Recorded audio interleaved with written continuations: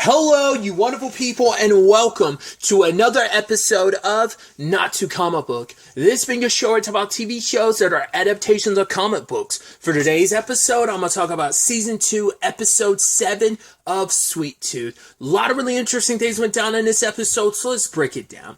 So, in this episode, we bounce back and forth between present day and Birdie's circumstances, fully understanding what led to her never finding Gus, even though she told Richard and everything, I will find you. So I thought that was so interesting, especially, like I said, I could be mistaken. I should have looked into it like I was thinking last episode, but I didn't.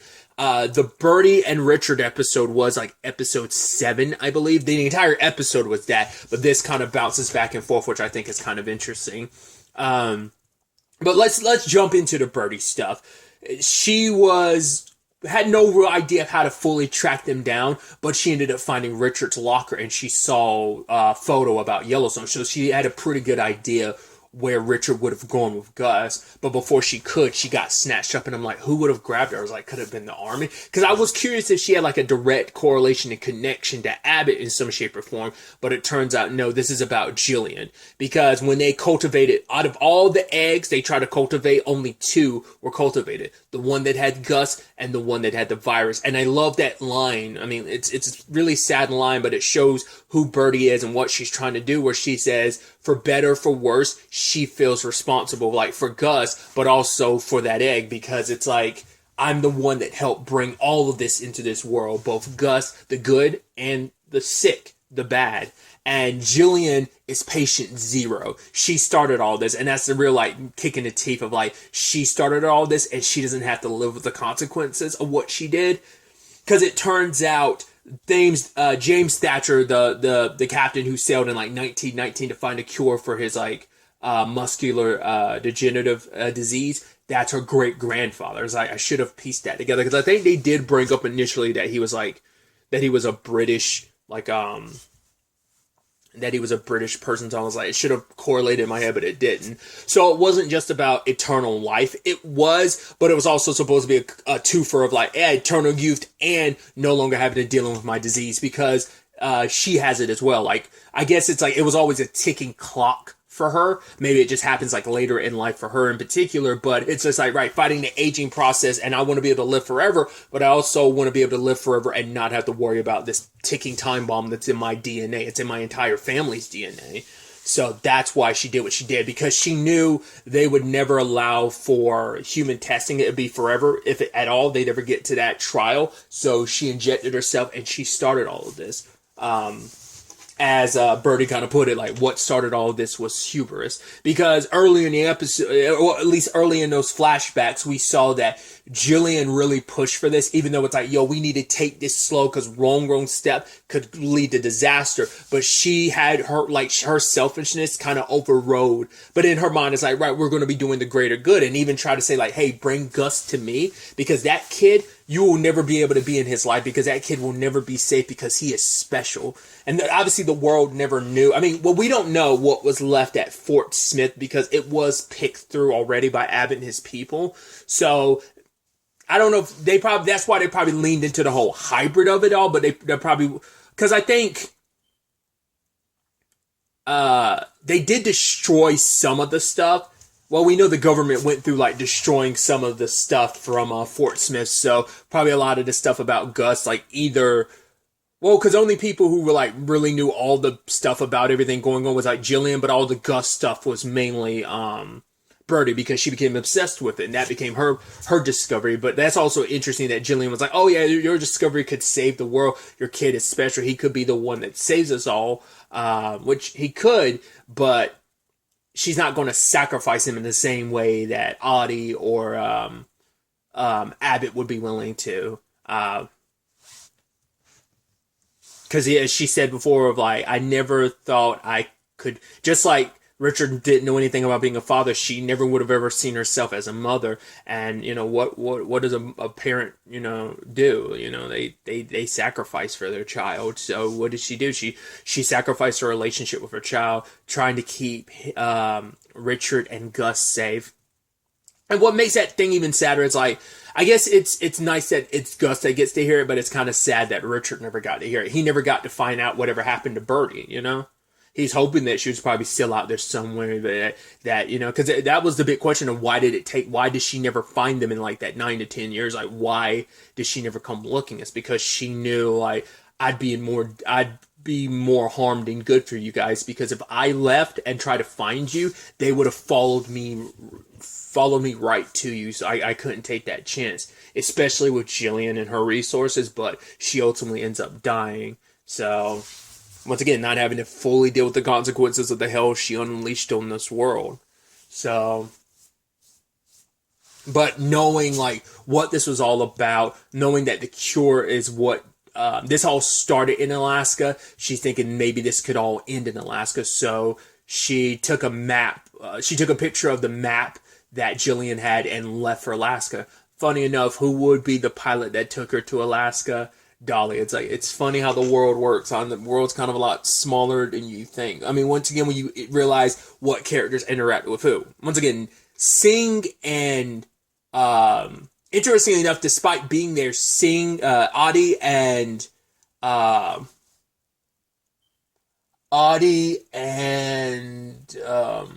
Jeopard never actually were on screen together, and you know, but we know they met in the past, because he's the one that kind of, like, they met in the elevator. And I think it would mean a lot to Jeopard if they ran into each other, because I think he would remember, like, I mean, there was such a significant moment that I think he would remember Audie.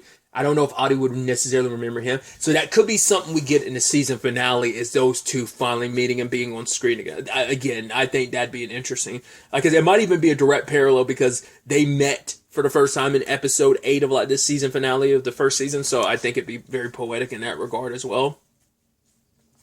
But yeah, that's what she's been doing. Because that's also the thing too, I didn't realize. It's also sad seeing Judy, because we know she's gone, but she had to, because in my head I thought like, okay, so Birdie left like maybe a couple years ago. That's maybe Judy said it last season. I'm just not remembering. Like, I know she said she left some years ago, but I was under the impression like, oh yeah, she left like a couple years ago, like after everything had already like gotten to where it is. It's like, no, Birdie left super early on, because obviously you could tell it's still early because there's still so many people around, people trying to leave and get away from all of it. And obviously she's heading to Alaska. I was like, interesting. So like, you were gone the entire time. This entire time she's been in Alaska trying to work on this cure, trying to save the world, you know? And I do think it is beautiful. But like I said, it's sad that Richard never got to hear it, but I think it's important that Gus got to hear and understand. And she's like, I don't know if you'll ever get this, but I want you to understand like why we'll probably never be able to get that second date. But even that line of, if you're able to hear one more thing, Gus, the hot chocolate, all of it, it's like I would do it all over again. I thought that was really beautiful and sweet. And it's so poetic too, very sadly poetic, of like, right, once again, one mother's sacrifice, and then we see that another side of the episode with Amy. Because as they're making their escape, they're stopped because there's debris in the way, and lo and behold, who shows up? The Animal Army. So our trio is finally reunited again. Becky goes with them. I love that the tank rolls up. I was like, it's got to be Rufus, right? And of course, it's Bobby popping up, and Rufus being like, yo, take care of this little guy. He's something really special. I was like, oh, that's sweet. So I'm curious. Well, Rufus, I wonder, did he leave with the tank, and did he meet up with Dolly and them? Because the Animal Army was going off to try and finish off Abbott. Like, he's batting to a corner now. This might be the time, but obviously we see how that plays out later on. I'll go ahead and talk about it. It's really sad. They went down swinging because it wasn't just the Animal Army. We saw that some of his men were dead too. Like, they were outmatched, but they went down swinging. So I think all of the Animal Army is fully dead now, I think. So, but we'll get to that later. But either way, I love that it's like Becky gave Gus the cassette tape, and it's like, and I love that it's like, Jeopard's like, wait, you don't know what a cassette is? Because she's like, yeah, I think it has a whole bunch of moving pictures in it. It's like, well, you don't know what a cassette tape is either. It plays music, the stuff that you like to dance to. And I was like, I thought that was super sweet. And especially when, the back and forth of like, oh, like after Gus, I was gonna come after you, I swear. And she's like, yeah, I swear too. And it's just like, I love it. Like, oh, you didn't really look for me that hard. It's like both of them knew, like, or at least because she didn't know for sure with Jeopard, but at least he wasn't too worried about Becky because he even told Amy at the beginning of the season, like in episode 2, he was like, nah, the girl that we're with, she's a fighter. She's gonna be fine on her own, you know? So he wasn't too worried in that regard. But then we had that beautiful moment where Becky and Wendy meet. And it is this moment of like, right, you might not remember me, but for Becky, it's like, this is all that she's thought about for so long. It's like, oh, and it's like, Wendy's like, Bear, I know, I heard a lot about you from Gus. She's like, actually, my name is Becky. And Gus is like, it is? And then Jeopard's, huh?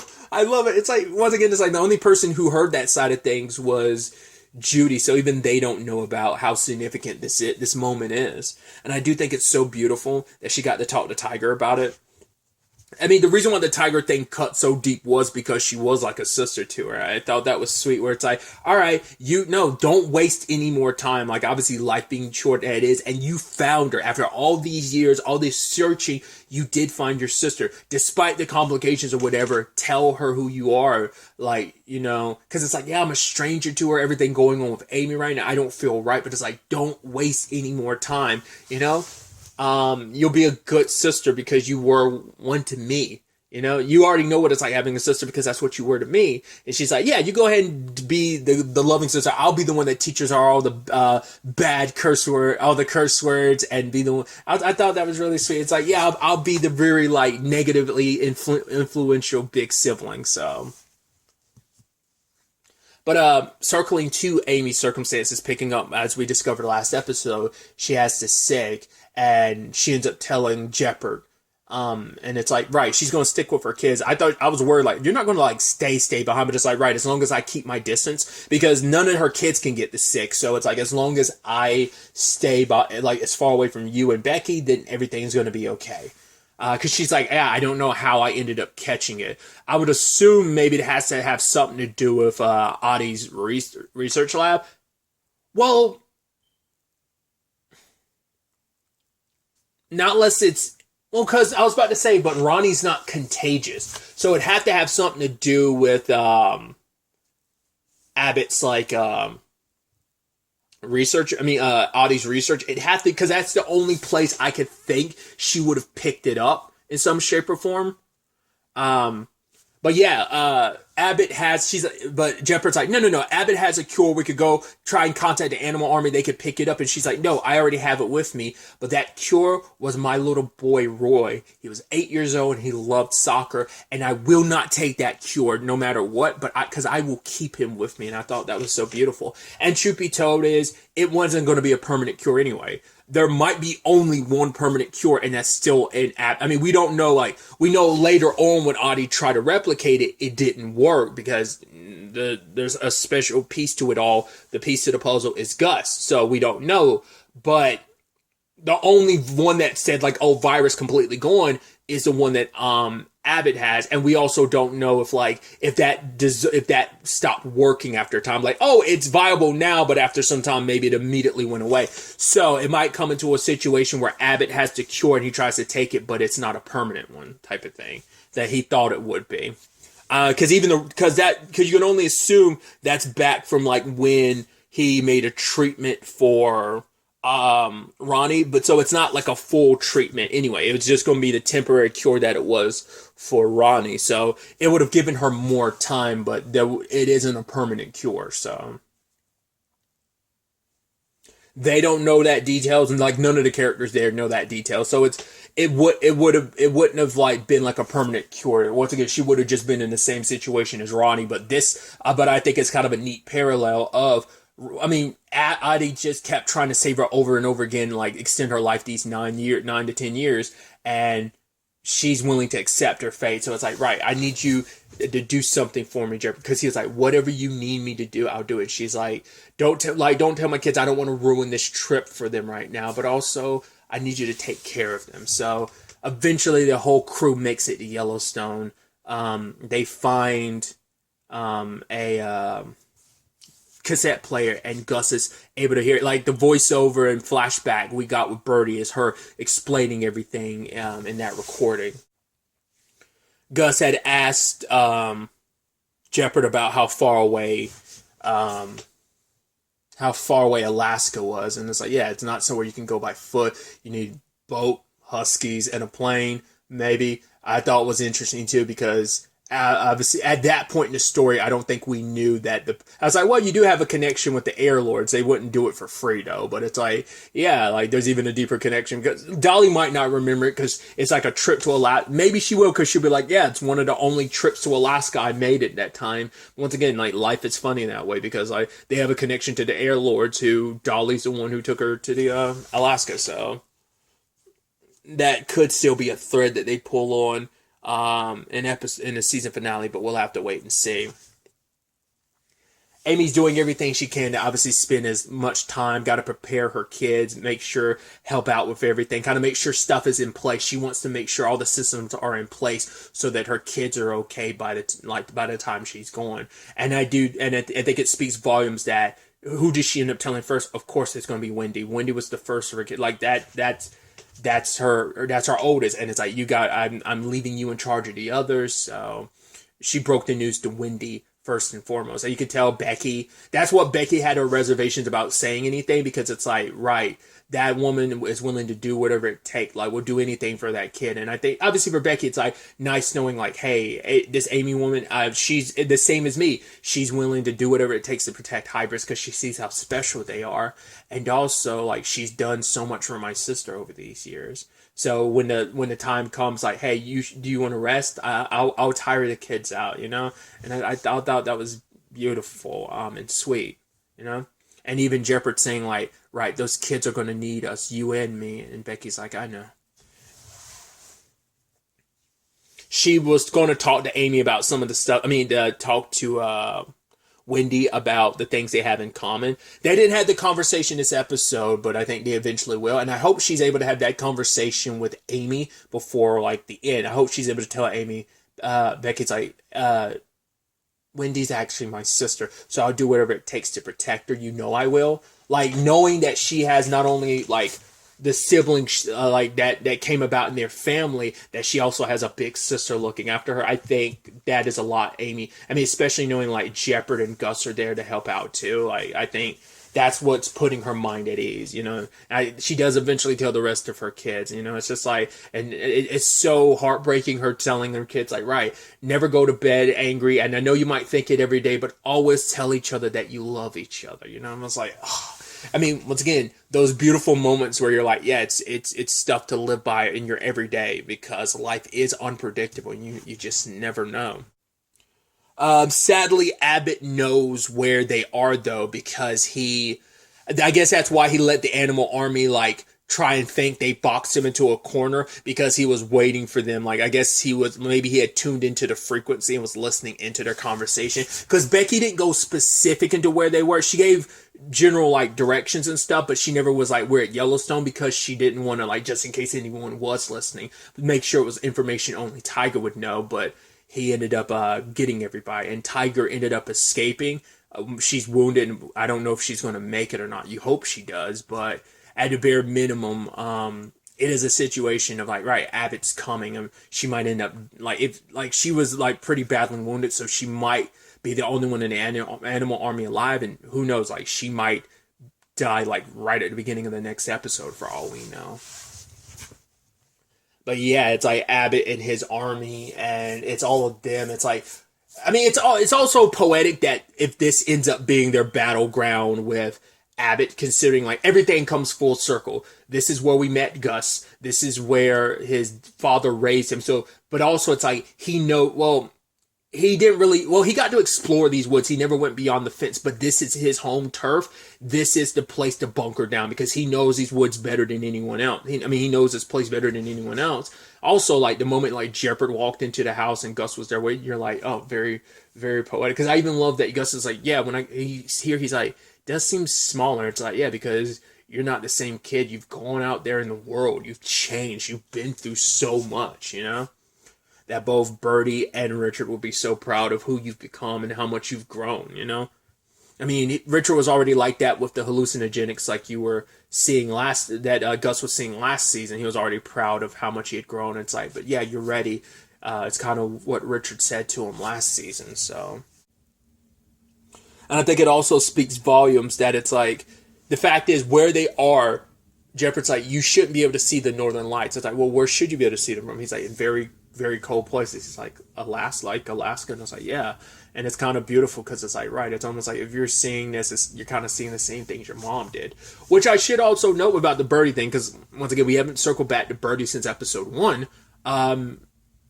What's interesting too is like, we know there's something up there with her. Once again, my theory at the time was maybe it's like a Yeti situation of like where Gus comes from or whatever. Like the heart of like all hybrids is like what is kind of like the birthplace of the hybrids exists there. Kind of similar to like if you've seen Doom Patrol, kind of like a Dorothy situation, like her mom and everything. Like that's why I'm wondering if there's kind of a similar, like I'm sure there's actually direct parallels you can make between Dorothy and Doom Patrol and Gus, especially in that regard. So I wonder, it's like the heart of all hybrids, like the core of their DNA is whatever is out there with Birdie. Maybe, I don't know. Obviously, it's like all this bittersweet elements to this episode, you know, the whole conversation about being bad at goodbyes and stuff from Birdie, and obviously like the parallels, like I said, with Amy, and now it's like all this bittersweet stuff, and then you get the real kick in the teeth with Abbott and his men on the way. So Jeopard and the others are going to have to make a last stand, because it's probably like, you know, and I'm sure Gus is going to be the one being like, no, we have to stay and fight, because we can't just keep running forever. We have to stop Abbott here and now. And once again, we have this entire episode, we did not see Audie at all either, so I don't know if he's going to try chasing after Ronnie to make up for it, or whether he's going to, I mean, Abbott's not going to let Audie out of his sight after everything, because it's like, I still need you. And once again, maybe him and Jeopard will have their meeting this episode, or like their confrontation, maybe even Amy and Audie too, especially because Amy's going to find out, like, wait, you're the one that did this to my son, you know, you did this to Roy, so she could end up being the one that kills him before the end. I almost feel like it'd be very poetic for Amy to also be the one that ends up killing potentially Abbott. I don't know. I'm so interested to see how this all plays out. Will Johnny end up dying? Because we know he ended up sticking around for his brother. There's so many ways this could all play out. I think maybe next episode, we know there's something special about Gus. We've gotten little inklings of it throughout the entire show about like how he kind of resonates with animals. We saw that in like episode 2, and then like obviously with the tiger when it came to the animal army, like the actual tiger, how he was able to calm it down. So maybe some of that's going to surface in this episode too, but we'll ultimately have to wait to see. I'm so excited to ultimately see how this season comes to an end. But really, that's all I wanted to talk about. Till the next time we meet, be happy, be safe, live life to the fullest, and enjoy it. Good day and goodbye.